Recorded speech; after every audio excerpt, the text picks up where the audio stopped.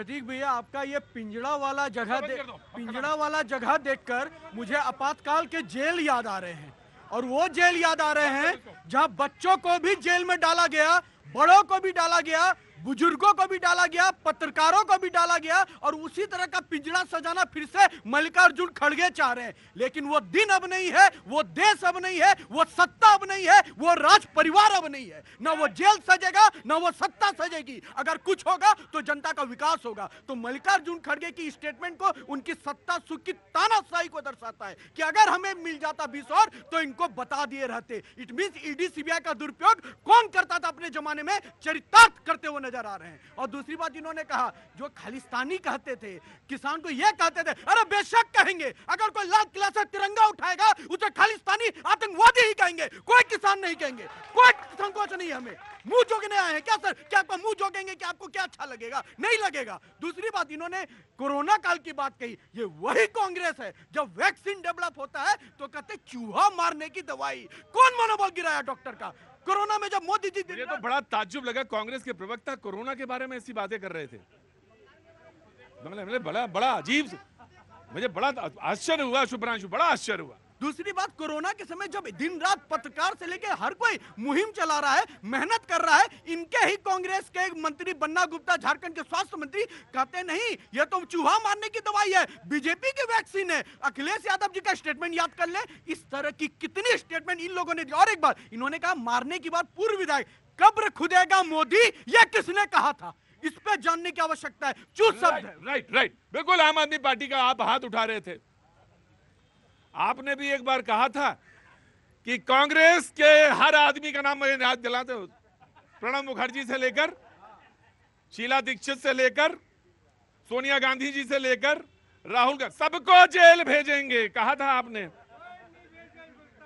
गए नहीं कोई। बता, मैं आपसे जानना चाहता हूं कि ये जो जेल का खेल है, ये आप क्या है, ये मैं जानना चाहता हूं आपसे। आपने कहा था ना जेल भेजेंगे, बोलिए अगर नहीं कहा था तो यही मैं गलत बोल रहा हूं। देखिए प्रतीक जी, दूर मत जाइए। कुछ महीने पहले लोकसभा चुनाव से पहले प्रधानमंत्री ने कहा था, सबसे बड़ी ब्रह्मांड की सबसे बड़ी पार्टी के नेता ने कहा था, अजित पवार चक्की पीसिंग क्या हुआ, पार्टी में शामिल कर लिया, भाई साहब डिप्टी सीएम बना दिया। ये तो प्रधानमंत्री मोदी जी की बात थी। और रही बात देश की, जो पार्टी चुनाव से पहले, आप मानते हैं कि मोदी जी की बात बड़ी है, केजरीवाल जी की छोटी है? देखिए, हम और आप बहुत छोटे आदमी हैं। जब प्रधानमंत्री देश का झूठ बोलेगा, सिर्फ षड्यंत्र करेगा, सिर्फ पार्टी में शामिल कराने के लिए झूठे आरोप लगाएगा, तो बड़ा सवाल खड़ा होता है प्रतीक जी। जो पार्टी चुनाव से पहले कहती थी 400 पार क्यों मांगती थी? कि संविधान को खत्म करने की बात ये लोग करते थे, आरक्षण को खत्म करने की बात ये लोग करते थे, तमाम सारी बातें करते थे। लेकिन जब बात 200 पार पे देश के लोगों ने अटका दिया, तो आज वही पार्टी है जब देश के मुद्दों पर बात करने के लिए ये कहती है कि नहीं, बिल तो डिस्कस करने के बाद ही पास होगा। लेकिन आज देखिए, मैं बात आपकी मान ली, मैंने मान ली। बिल्कुल, आज बहस का जो मुद्दा है, बहस का मुद्दा ये है, कांग्रेस की पार्टी कहती है कि अगर लोकसभा में 20 सीटें और आ गई होती, 20 सीटें और आ गई होती, तो मैंने इनको जेल में डाल दिया होता, यानी बीजेपी को जेल में डाल दिया। मैं आ गया। बिल्कुल, इसी को कहते हैं हिटलर शाही। आज तक ये 10 साल से मोदी जी के ऊपर आरोप लगा रहे थे। आप देखिए, पंडित नेहरू को सिर्फ वो जो मजनू सुल्तानपुरी जी ने एक कविता में बोल दिया गया था, तो नेहरू जी ने मजनू सुल्तानपुरी को 2 साल की सजा दी थी। आज 10 साल में नरेंद्र मोदी को मर जा मोदी, मोदी तेरी कब्र खुदेगी, मोदी जहरीला सांप, मोदी मौत का सौदागर, कितनी गालियां दी हैं। मैं देश की जनता से कहना चाहता हूं, सर्च करिए गूगल पर, कांग्रेस का ये जो है तुष्टीकरण और घटिया राजनीति समझ में आएगी। क्यों किया मालूम है? क्योंकि जो तीन पीढ़ियों से प्रधानमंत्री बने रहे, उनको ये नशा है कि ये देश मेरी है। ये नशा है।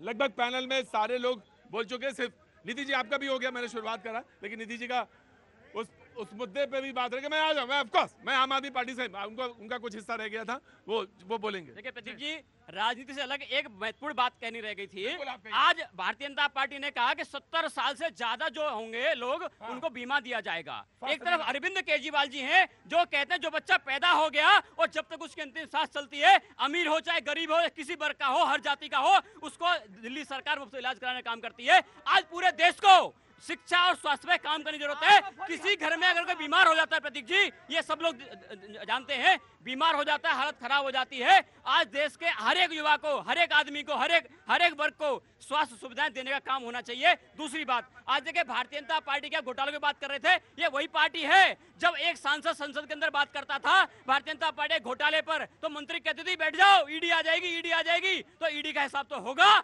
जब 95% केसेस जो होते हैं अपोजिशन के नेताओं पे होते हैं, तो सवाल उठता है जब अरविंद केजरीवाल जी को, आम आदमी पार्टी के तमाम नेताओं को जेल में डाला जाता है फर्जी केस के अंदर, और जो फर्जी केस एक्सपोज होता है, सारे झूठ के पुलंदे खुल जाते हैं। देखो भाई, वो मेरे से जब होगा तब होगा, तुम्हारे कहने से असर नहीं होगा। जब मैं बोलूंगा तब असर होगा। जी आपको वेरी क्विक। फर्जी केस की बात कर रहे हैं तो कांग्रेस ने ही आपके ऊपर आरोप लगाया था शराब घोटाले का। कांग्रेस पार्टी फर्जी है, उन्हें फर्जी आरोप लगाया। आज आप अपने मुंह से कह रहे हैं। और दूसरी बात मैं कहना चाहता हूं, इन्होंने कहा कि दिल्ली में स्वास्थ्य की 5 लाख का बीमा दिल्ली के बुजुर्गों के ऊपर लागू नहीं करने दे रही है आम आदमी पार्टी की सरकार।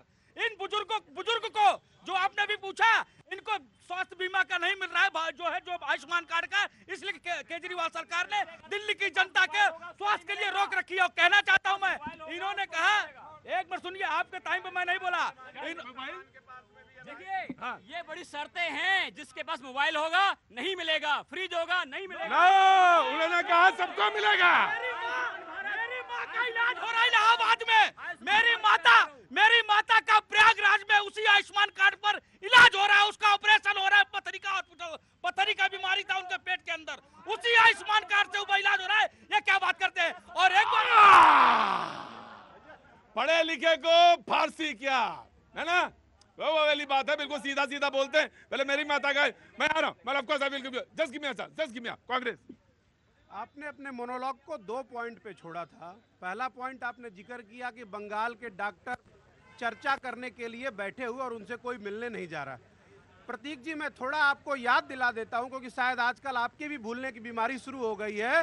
बंगाल सरकार ने बलात्कार के खिलाफ एक बिल पास किया कि 10 दिनों के अंदर जांच करके बलात्कारी को सजाए मौत दी जाए, और उस बिल को भारतीय जनता पार्टी के गवर्नर ने वापस कर दिया, लौटा दिया, क्योंकि उनको पता था कि बलात्कारियों के संरक्षण गृह का नाम भारतीय जनता पार्टी है। एक मिनट रुकिए, कहीं ऐसा ना हो कि कोई हमारा नप जाए। एक और दूसरे पे मैं आता हूँ, दूसरे पे आऊंगा, आप ही पे आऊंगा।